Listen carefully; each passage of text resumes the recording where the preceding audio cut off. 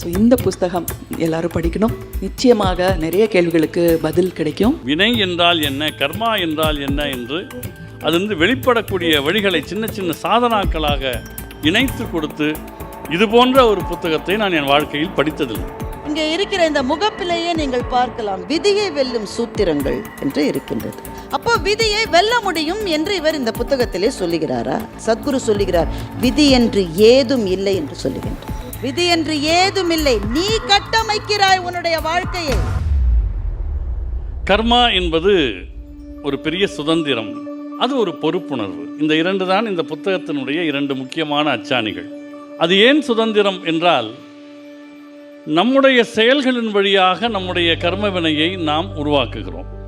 எப்படி ஏற்கனவே செய்த வினைகளின் வழியாக ஒரு பிறப்பை எடுத்தோமோ அதுபோல் இந்த பிறவியில் செய்யக்கூடிய வினைகள் வழி இந்த பிறவியையும் எதிர்வரக்கூடிய பிறவிகள் இருந்தால் அதையும் கட்டமைக்கிறோம். இந்த கர்ம வினையினால் எனக்கு இவ்வளவு பிரச்சனை அப்படின்னு சில பேர் துன்பப்பட்டா அவர் சொல்கிறாரு, உங்களுடைய ஒத்துழைப்பு இல்லாமல் உங்கள் கர்மா துன்பத்தை ஏற்படுத்தாதுங்கிறார்.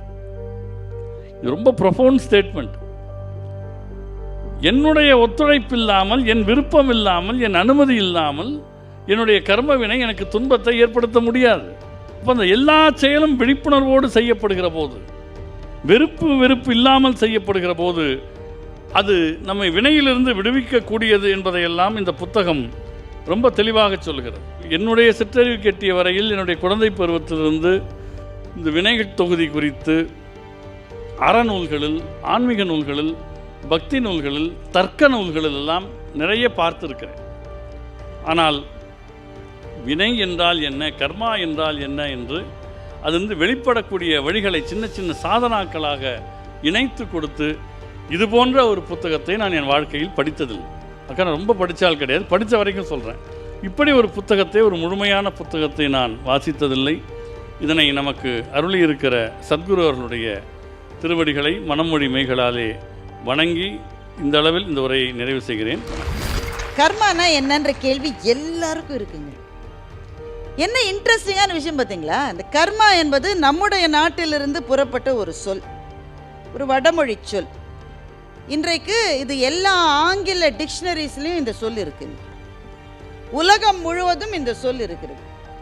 என்னுடைய American boss why did this happen என்று சில சமயம் அவரிடம் நான் கேட்டால், this is our karma என்று பதில் சொல்லுகிறார். என்னையா தெரியும் உனக்கு? எனக்கே தெரியாதுயா. ஆனால் இந்த சொல் இன்றைக்கு உலகம் முழுக்க இருக்கிற சொல். கர்மா இஸ் a boomerang என்று சொல்லாத இளைஞர்களே இன்றைக்கு கிடையாது.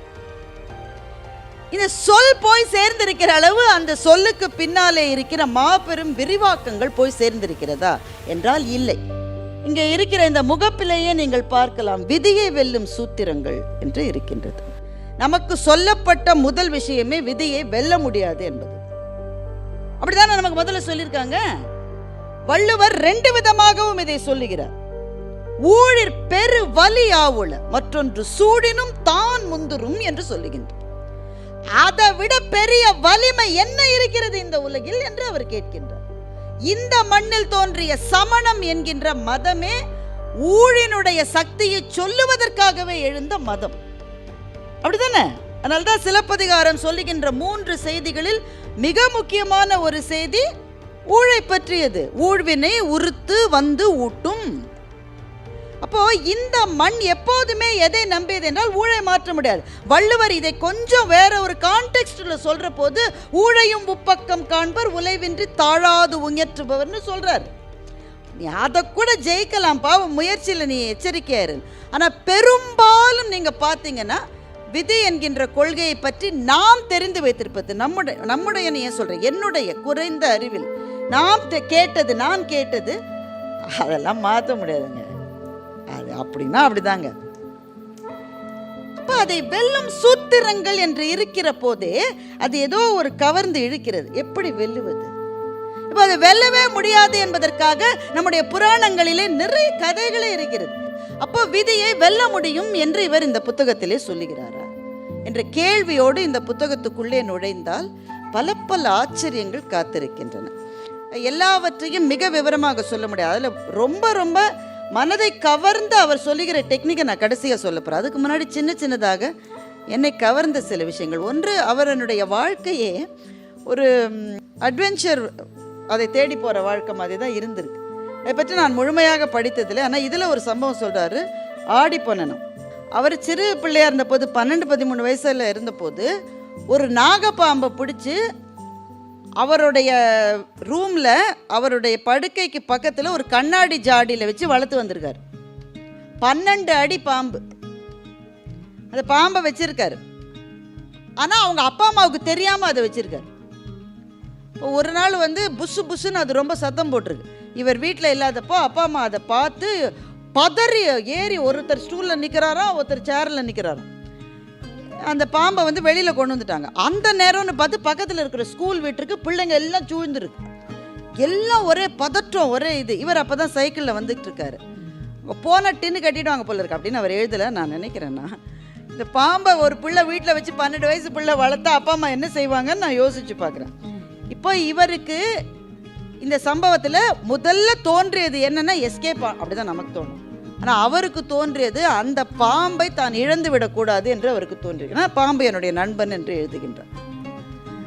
எப்படித்தான் அப்பா அம்மா வளர்த்தாங்கன்னு எனக்கு தெரியல.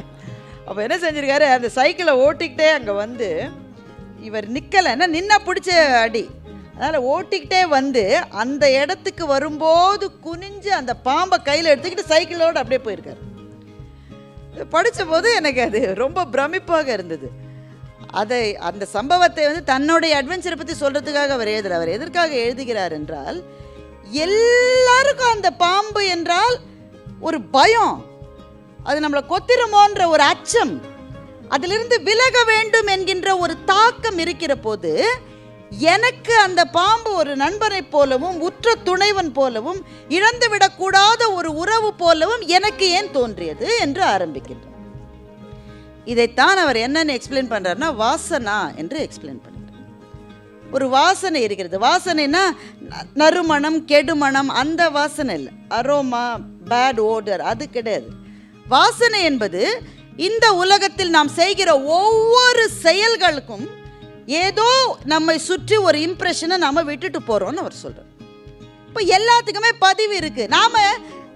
அவர் என்ன சொல்றாரு தெரியுமா, கர்மனா என்னன்ற கேள்விக்கு அவர் என்ன பதில் சொல்லுகிறார் என்றார், it is too complex. It's too complex. அதுல எத்தனை எத்தனை பிறவிகளினுடைய படிமங்கள் அதுல இருக்கிறது. அதுதான் உன்னுடைய வாசனை. நீ விட்டு போறது, நீ பேசினது, நீ சொன்னது, நீ செஞ்சது, நீ செய்யாதது, செய்தக்க அல்ல செய்யக்கெடும், செய்தக்க செய்யாமையானும் கெடும்னு வள்ளுவர் சொன்னார். நான் ஒன்று செய்யவே இல்லைப்பா, நான் சும்மாவே இருக்கேன், எனக்கு ஒரு வினையும் கிடையாதுன்னு ஒரு ஆள் சொன்னா அவன் முட்டாளாம். ஏன்னா செய்ய வேண்டிய வேலைகளை செய்யாமல் இருப்பதும் கூட அவனுடைய கர்மாவுக்கு லிஸ்ட்டை ஏற்றிடும். இது பாருங்களேன், இந்த வினைன்னு ஒரு கான்செப்ட் எவ்வளவு சயின்டிஃபிக்காக இருக்குன்னு மாத்திரம் யோசிச்சு பாருங்க. அதை பற்றி சர்க்குரு இந்த புத்தகம் முழுவதுமே எழுதியிருக்கிறார். நம்ம 7ஆம் கிளாஸில் Newton's 3rd law of motion படித்தோம். Every action has got an equal and opposite reaction. இது படித்தோம். இது நிறுவப்பட்ட ஒரு அறிவியல் உண்மை. கர்மான்றத வினை என்றதை என்னன்னு புரிஞ்சுக்கிறதுக்கு ரொம்ப சிம்பிளா சொல்லணும், இவ்வளவுதான். நீ என்ன பண்ணாலும் கண்ணா திரும்பி வரும் கண்ணா, அவ்வளவுதான். Every action has got an equal and opposite reaction. அது திரும்பி வரும். சரி, நான் சிவப்பு சட்டை போட்ட போது ஒரு தப்பு செஞ்சுட்டேன். நான் சிவப்பு சட்டை போட்டுட்டு இருக்கிற மட்டும் எனக்கு பதிலுக்கு எதுவுமே நடக்கல, நான் தப்பிச்சுட்டேன்னா இல்லை, நீ நீல சட்டையை போடும்போது அது பதிலுக்கு வரும், அப்படிதானே? இந்த உடல் என்பதுதான் சட்டை. நீ இப்ப சிவப்பு சட்டை போட்டிருக்க, நாளைக்கு நீல சட்டை போடுவ. அது மாதிரி இன்றைக்கு இந்த உடல், அடுத்த பிறவியில் எந்த உடல்னு சொல்ல முடியாது. உயிர் அதே உயிர் தான். இந்த பிறவியிலே நீ செய்ததற்கான விளைவுகள் இந்த பிறவியிலே தான் வரணும்னு இல்லை, அடுத்த பிறவிக்கு நீ நீல சட்டை போட்ட போதும் அது வரலாம். ஆனால் எப்போ வேண்டுமானாலும் வரும். இந்த கணக்குகளை கொஞ்சம் கூட தவறு செய்யாத ஏதோ ஒரு சூப்பர் கம்ப்யூட்டர் தன்னுடைய அடுக்குகளிலே பதிவு செய்து கொண்டு நம்முடைய கணக்கு வழக்குகளை பத்திரமாக வைத்திருக்கிறது. அப்போ நம்ம என்னதான் செய்வதுங்க? இப்போ நான் போன பிறவில செஞ்சதுக்கெல்லாம் நான் இப்போ என்ன பதில் சொல்ல முடியும்? நான் பதிலுக்கு என்ன செய்ய முடியும்? இதிலிருந்து எப்படி நான் மீண்டு வருவது? நம்முடைய மரபில் நீங்கள் பாருங்க, ப்ரீடெஸ்டைன்ட் ஒப்பீனியன்ஸ்னு நம்ம மேலே வலியுறுத்துவது நம்ம மரபே கிடையாது. இப்படித்தான், இதுதான் செய்யணும், இதை தவிர நீ எது செஞ்சாலும் நீ சொர்க்கத்துக்கு போக மாட்ட. இதுவே நமக்கு கிடையாதுங்க. அதை முதல்ல நம்ம புரிஞ்சுக்கணும். இதுதான் இப்படித்தான் இந்த கிடையாது நமக்கு. திருக்குறளுக்கு திரும்ப வரலாம். அவ்விய நெஞ்சத்தான் ஆக்கமும் செவ்வியான் கேடும் நினைக்கப்படும்னு வள்ளுவர் சொல்றார். அவ்விய நெஞ்சத்தான் ஆக்கம் நம்ம பார்த்துக்கிட்டே இருக்கோம். ரொம்ப கேட்டவங்க, அவன் இருக்கிற திசையில புல்லு கூட முளைக்காதுங்க. ஆனா பாருங்க, நல்ல காசு வச்சுட்டு சந்தோஷமா இருப்பான். ஒன்றும் செய்ய முடியல, அவன் நல்லா தான் இருக்கான். அவங்களும் எவ்வளவோ நினைச்சு பார்க்குறோம், இவனுக்கு ஏதாவது ஆகாதான். ஒன்றும் ஆக மாட்டேன், கல் மாதிரி இருக்கும். செவ்வியான் கேடும், பக்கத்துல இருக்கான் நல்லவன், நிறைய விஷயம் செய்யறான், ஆனா அவனுக்கு கெடுதல் வந்துகிட்டே இருக்கு. இந்த உலகத்துல இதை பார்க்கிறோம். அதான் அவர் சொன்னாரு, இன்னாதம்மை இவ்வுலகம் என்று அதைத்தான் சொன்னான். இந்த உலகத்துல நல்லதுன்றது ரொம்ப கிடையாது. இன்னாதம்மை இவ்வுலகம் அவ்விய நெஞ்சத்தான் ஆக்கமும் செவ்வியான் கேடும். வள்ளுவர் ஈஸியா சொல்லியிருக்கான், அவன் விதினாலன்னு சொல்லியிருக்கான். உன்னுடைய வினை பயன்னு சொல்லியிருக்கலாம். ஆனா வள்ளுவர் சொல்றாரு, it will be debated eternally என்று சொல்லுகிறார். அவ்விய நெஞ்சத்தான் ஆக்கமும் செவ்வியான் கேடும் நினைக்கப்படும். தலைமுறைகள் தாண்டி இது விவாதிக்கப்படும். அந்த விவாதத்தினுடைய ஒரு மைல்கல் தான் இந்த புத்தகம் என்று நான் சொல்லுகிறேன். குரு சொல்லுகிறார், விதி என்று ஏதும் இல்லை என்று சொல்லுகிறார். விதி என்று ஏதும் இல்லை, நீ கட்டமைக்கிறாய் உன்னுடைய வாழ்க்கையை. நீ ஒவ்வொரு நொடியும் அந்த நொடியினுடைய ஒவ்வொரு பிரிவிலையும் கான்சியஸா இருக்கனாக்க அதனுடைய விளைவுகள் நீ உன்னுடைய விருப்பத்துக்கு எதிராக இருக்கவே வாய்ப்பில்லை என்று சொல்லுகிறார். இதுதான் இதுல இருக்கிற ரொம்ப ரொம்ப ப்ரொஃபவுண்டான ஒரு விஷயம். அப்போ ஒவ்வொரு சொல்லும், ஒவ்வொரு செயலும், ஒவ்வொரு பார்வையும் நம்ம எவ்வளவு கான்சியஸா செய்யணும் என்பதைத்தான் இந்த புத்தகத்தின் மூலம் சத்குரு நமக்கு மிகப்பெரிய அளவிலே அறிவுறுத்துகின்றார். நண்பர்களே, ஒரு நல்ல புத்தகம் என்பது நம்மை ஒரு பாதையிலே அழைத்து செல்லுகிறது. புத்தக வாசிப்பு என்பது கொஞ்சம் குறைந்து வருகிற இந்த காலகட்டத்தில் இந்த மாதிரியான புத்தகங்கள் ஏதோ ஒரு வாசலை நமக்கு திறந்து விடுகின்றன. அன்றாட வாழ்க்கை என்கின்ற எல்லா ஜன்னல்களும் மூடப்பட்ட ஒரு புழுக்கமான இடத்திலே வாழ்ந்து வாழ்ந்து வாழ்க்கையை சுமைக்க முடியாமல் சுமக்கின்ற நமக்கு ஒரு ஜன்னலை திறந்து காற்று வருவது போல இந்த புத்தகத்தின் வாயிலாக நமக்கு சில தரிசனங்கள் கிடைக்கின்றன. அந்த ஒரு நொடி சொல்றாரு இல்ல, அந்த ஒரே ஒரு நொடி உங்களால எக்ஸ்பீரியன்ஸ் பண்ண முடியுமா? அந்த ஒரு நொடியை நீங்க எக்ஸ்பீரியன்ஸ் பண்ண அதை என்னன்னு சொல்லுவீங்க? It's fantastic, it's fabulous, awesome. இந்த வார்த்தையெல்லாம் போதவே போதாதுல்ல. அதுக்கு அந்த ஒரு நொடி என்பது ஒரு தரிசனம். அந்த தரிசனம் கிடைத்து விட்டால் வாழ்க்கை முழுவதும் இந்த கர்மா என்பதை கழற்றி விட்டு ஏற்றி அதெல்லாம் செய்ய முடியாது. அவர் சொல்றாரு, பொட்டேட்டோ சாக்குன்றார், உருளைக்கிழங்கு மூட்டை மாதிரி நீ சுமந்துக்கு தான் இருக்கணும். ஆனால் நீ அதை உனக்குள்ளேயே புதைச்சி புதைச்சி புதைச்சி புதைச்சி வச்சா இன்னும் முளை விட்டு புதுசு புதுசாக உருளைக்கிழங்கு வந்துகிட்டே இருக்கும். அதனால் வெளியில் எடுத்து போடு, வெயிலில் காயவே, அட்லீஸ்ட் இனிமேல் புதுசாவது வராமல் இருக்கும்னு சொல்கிறார். அது நமக்குள்ளே இருக்கிற அவலங்களை, அழுக்குகளை, வேதனைகளை, துக்கங்களை நமக்கு வெளியே வைத்துவிட்டு அந்த ஒரு நொடி தரிசனத்துக்காக நாம் காத்திருப்போம். எல்லா காத்திருப்புகளுக்கும் ஏதோ ஒரு பதிலை கடவுள் நிச்சயம் தருவார் என்ற நம்பிக்கை எனக்கு உண்டு. அந்த ஒரு நொடி எப்படி இருக்கும் என்று எனக்கு தெரியாது.